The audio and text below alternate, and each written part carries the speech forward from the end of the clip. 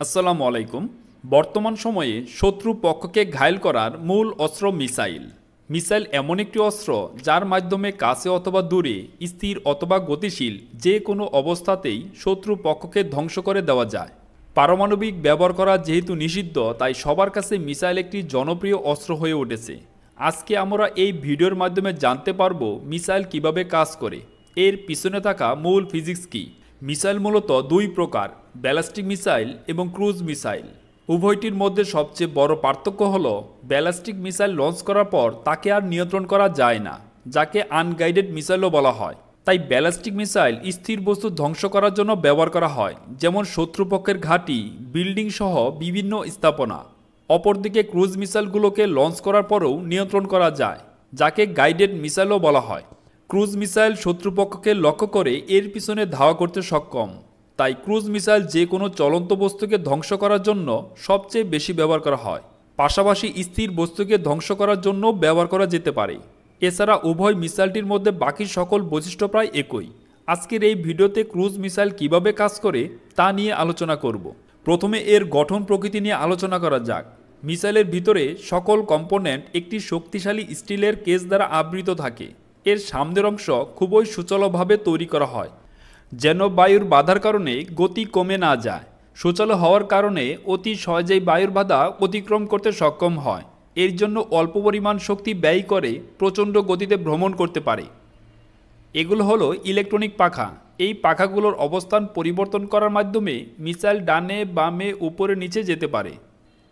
এই পাখাগুলো ব্যবহার করা হয় মিসাইল যেন আরও অধিক স্থিতিশীল অবস্থায় থাকতে পারে।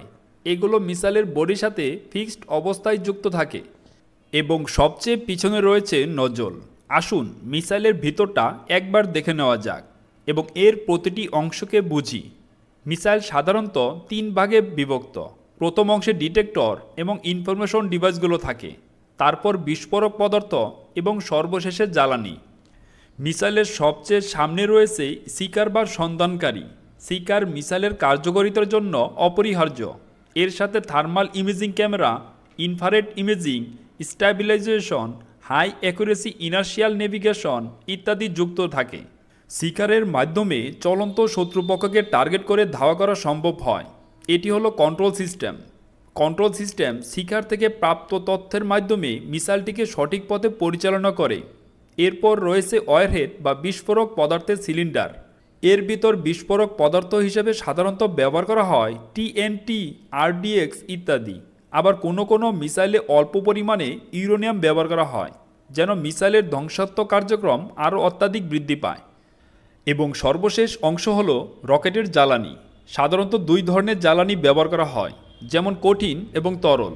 বেশিরভাগ মিসাইলে প্রোপালশন সিস্টেমে শুধুমাত্র কঠিন জ্বালানি ব্যবহার করা হয়। ধাতব গুঁড়া যেমন অ্যালুমিনিয়াম প্রায়শই জ্বালানি হিসেবে কাজ করে এবং অ্যালুমিনিয়াম পারক্লোরেট, পারক্লোরেট অ্যাসিড এবং অ্যালুমিনিয়াম লবণ মিশ্রিত সবচেয়ে সাধারণ অক্সিডাইজার। অক্সিডাইজার হলো সেই সকল পদার্থ যা জ্বালানিকে জ্বলতে সাহায্য করে। জ্বালানি এবং অক্সিডাইজারকে একটি ধাতব আবরণে একসাথে প্যাক করা হয়। এটি হলো ইলেকট্রিক্যাল ইগনিশন। এটি যখন প্রজ্বলিত হয় তখন প্রোপালান্টের দহন প্রক্রিয়া শুরু হয়। প্রোপাল্যান্ট মিশ্রিত একটি শক্তিশালী ক্যাসিং এর ভিতরে থাকে, যা মোটর কেস হিসাবে পরিচিত। মোটর কেসটি একটি গুরুত্বপূর্ণ ভূমিকা পালন করে, কারণ এটি প্রচণ্ড শক্তিশালী প্রেসার ভেসেল হিসেবে কাজ করে। এর ভিতরে কঠিন জ্বালানি এবং অক্সিডাইজার বিক্রিয়া করে কম্বাসন প্রক্রিয়া সম্পন্ন করে। প্রোপাল্যান্ট যখন জ্বলতে শুরু করে তখন হাই টেম্পারেচার কম্বাসন গ্যাস উৎপন্ন হয়। উৎপন্ন গ্যাস নজলের মাধ্যমে প্রবাহিত হয়। এই নজলটিকে এমনভাবে ডিজাইন করা হয়েছে যেন গ্যাস প্রবাহকে ত্বরান্বিত করতে পারে। যখন নজলের মধ্য দিয়ে গ্যাস প্রবাহিত হয় তখনই রকেটের প্রোপালশন সিস্টেম প্রাণবন্ত হয়, অর্থাৎ নিউটনের ৩ নম্বর সূত্র অনুযায়ী কাজ করে। প্রত্যেক ক্রিয়ারই একটি সমান ও বিপরীত প্রতিক্রিয়া রয়েছে। অতএব উৎপন্ন কম্বাসন গ্যাস যখন প্রচণ্ড গতিতে পিছন দিকে বের হয় তখন মিসাইলের বডিতে সমান ও বিপরীত শক্তি প্রয়োগ হয়। এর ফলে মিসাইল প্রচণ্ড গতিতে সামনের দিকে এগিয়ে যায়। একটি মিসাইলের গতি শব্দের গতির চেয়ে ২ থেকে ৩ গুণ পর্যন্ত হয়।